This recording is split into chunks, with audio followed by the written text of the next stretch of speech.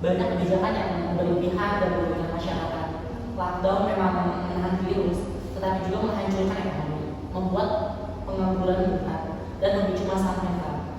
Beberapa kebijakan dibuat terburu-buru tanpa mempertimbangkan dampak sosial jangka panjang.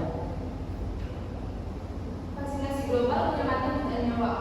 WHO dan berbagai lembaga kesehatan menunjukkan bahwa vaksin mengurangi risiko gejala berat hingga lebih dari 80%, dan vaksin rumah sakit akan lebih kewalahan. Kami memahami situasinya, tapi lockdown untuk menghancurkan jutaan UMKM. Nah, terutama di negara berkembang, banyaknya orang yang kehilangan pekerjaan, tidak punya pemasukan, dan pemerintah tidak selalu mampu memberikan bantuan. Jadi kita harus mempertanyakan apakah kerugian sosial ini harus sepadan dengan manfaatnya. Nah, bagaimana menurut kalian kalau situasi ini berdampak pada UMKM masyarakat? Ya, jadi begini, vaksinasi global adalah salah satu pencapaian terbesar. COVID-19 terbukti mengurangi resiko kematian hingga lebih dari 80%. Tanpa vaksin, gelombang Delta dan Omicron bisa jauh lebih mematikan. Negara yang cepat vaksin seperti Inggris dan Chile berhasil menekan angka kematian. Kami tidak menolak vaksin, tetapi menolak kewajiban vaksin yang memaksa. Banyak negara yang melarang orang masuk ke tempat umum tanpa vaksin. Bahkan PHK terjadi bagi yang belum vaksin. Hak manusia terlambat. Keputusan medis harusnya berbasis pilihan, bukan paksaan. Nah, kami di sini juga mau bertanya kepada teman-teman kelompok, gimana sih semenjak COVID-19, apakah COVID itu mempengaruhi kegiatan teman-teman sehari-hari atau gimana? Sebenarnya kalau mempengaruhi apa enggak ya pasti semuanya juga berpengaruh ya, dari pekerjaan, kegiatan, sekolah, semuanya. Masyarakat Indonesia dan masyarakat luar juga pasti merasa dampaknya itu berpengaruh gitu ya. Dan kita pun juga sama kayak bekerja juga kita terhambat ya kan, WFH gimana. Jadi kalau ditanya kayak gitu pasti terhambat semuanya. Dan dampaknya juga sangat besar, bukan hanya untuk satu kalangan saja, dari Gen Z, milenial, semuanya terkena dampak bahkan sampai ke luar negeri. Menurut kita dan Indro, COVID-19 ini dampaknya sangat besar sekali ya. Mungkin kita ada banyak tim kontra. Untuk tim kontra bagaimana sih? Tadi saya mau bertanya balik tentang pertanyaan kalian. Sehari-hari ini bagaimana kalau misalkan COVID-19 yang kemarin kalian ada kendala apa? Dan kayak ekonomi ini gimana sih kegiatan kalian, kerjaan dari mana? Kalau saya sendiri ya, kata aku teman-teman yang lain, kalau saya sendiri itu benar-benar terhambat banget sih. Apalagi terutama karena waktu COVID-19 itu saya masih sekolah, jadi kayak bikin terpengaruh dengan sekolah saya, di mana yang harusnya kita harus menuntut ilmu dengan tatap muka, sekarang harus lewat Zoom, dan itu pun jamnya itu berantakan dan bikin kita itu gak fokus buat belajar.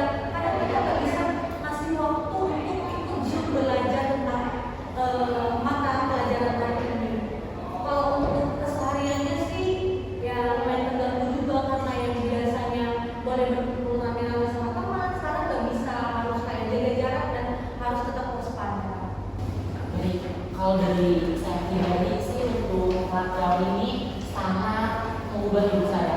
Saya ada beberapa momen di mana saya cukup atau shock dengan terjadinya lockdown ini, yang dimana menurut pemerintah setempat dia mengumumkan 2 minggu, tapi ternyata jadi 2 tahun begitu.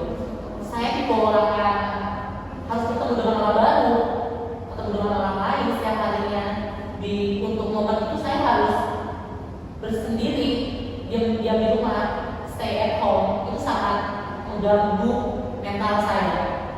Begitu. Untuk kehidupan saya lain seperti zaman-zaman sekolah, tentunya itu sangat mengganggu jam belajar saya, di mana saya anak kejuruan, otomatis saya harus praktek langsung di sekolah.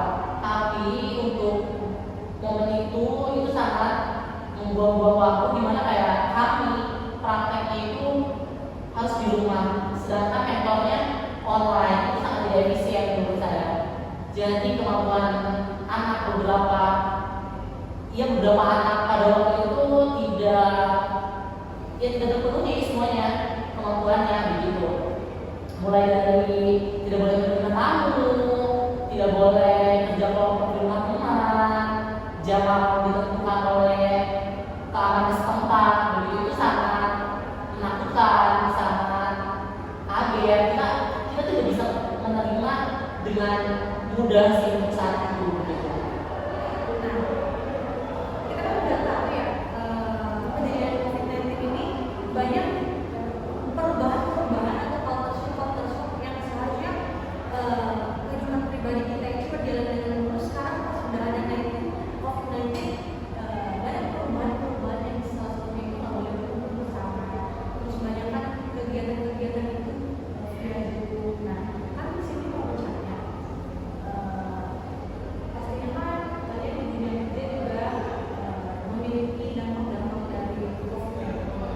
Bisa nggak kalian jelasin gimana sih waktu masa COVID-19 itu kalian memiliki kendala apa di dalam pekerjaan? Apakah kalian effort atau justru sebaliknya malah dipecat? Karena emang kantornya nggak mau rugi juga kan, karena nggak bisa ketemu kerjaan yang serius kayak gini. Untuk masalah pekerjaan, karena kita juga ada ekspor impor ke luar negeri, jadi terpaksa para karyawan di punya saya dirumahkan, bukan dipecat, hanya dirumahkan saja sampai kondisi membaik pada saat itu. Jadi kita para karyawan tidak penghasilan tetap pada saat itu. Untuk masalah pekerjaan, di tempat saya tidak dipecat, tetapi hanya dirumahkan saja. Sebagian karyawan ada yang tetap masuk dan sebagian ada yang dirumahkan, dan saya termasuk yang dirumahkan. Dan keadaan ekonomi saat itu cukup kosong karena kita hanya menerapkan freelance panggilan gitu. Jadi tidak serta masuk, karena juga ada ekspor impor ke luar negeri. Jadi keadaan itu sangat tidak memungkinkan pada COVID untuk kita ekspor impor, jadi kita terpaksa. Kalau saya pribadi untuk dampak ke pekerjaannya sangat berdampak sekali. Saya kalau dulu tuh WFH ya, jadi di rumah juga sama. Apalagi kan kerjanya itu berdampak sama orang lain juga. Kalau misalkan kita tetap kegiatan, kan kita keluar, jadi semuanya dirumahkan, semuanya apalagi saya kerja di dalam mall, jadi di mall juga ditutup semuanya. Oke, saya juga ada pertanyaan untuk saya juga ada pertanyaan untuk kelompok kontrak nomor 7. Ini kan kita membahas tentang penanganan COVID-19 ya. Nah, kebijakan seperti lockdown, vaksinasi massal dan lain-lainnya. Nah, apakah pada saat COVID kemarin Lydia dari Fauzan juga mengikuti vaksin massal? Kalau untuk itu sih ya karena dianjuri dari pemerintah harus ya, pastinya harus juga ikut, karena kan di mana-mana dulu kalau tidak divaksin nggak boleh datang ke rumah sakit, nggak boleh datang ke gereja sebelum ada bukti vaksinasi 1 dan vaksinasi 2. Termasuk saya waktu ke Jakarta pertama kali menangkap, saya itu termasuk yang dilibatin gitu loh di bandara. Kenapa? Karena di bandara itu kan penjaganya ketat banget. Takutnya kan malah yang mereka masukin itu orang-orang yang sudah terkena COVID.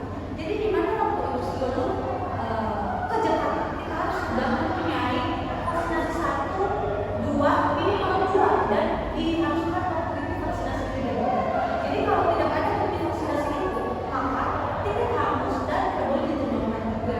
Jadi waktu itu saya juga berpikir sebenarnya apakah alangkah baiknya harus vaksinasi dulu, karena dari pemerintahnya kan sudah menjamin kalau contohnya vaksinasi maka kita lebih aman dan tidak mudah tertular COVID-19. Jadi waktu itu kami sekeluarga udah melaksanakan vaksinasi massal itu. Jadi pas ke Jakarta pun sudah baik-baik aja, tapi tetap dites lagi takutnya masih gitu. Itu sih Kak. Oke.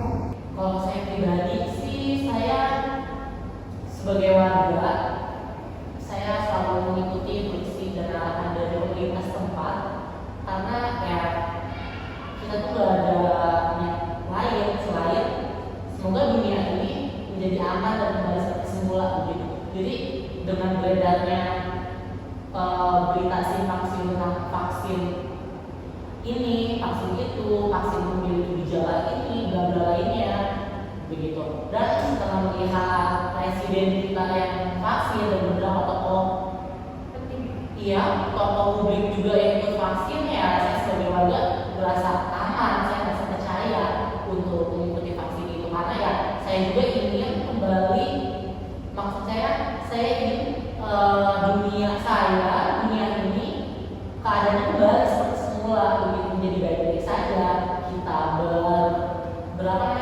beraktivitas seperti semula, kita bisa bertemu dengan orang lain tanpa harus lewat virtual begitu, terus kayak kita ngobrol juga tanpa ada jarak begitu, gitu sih.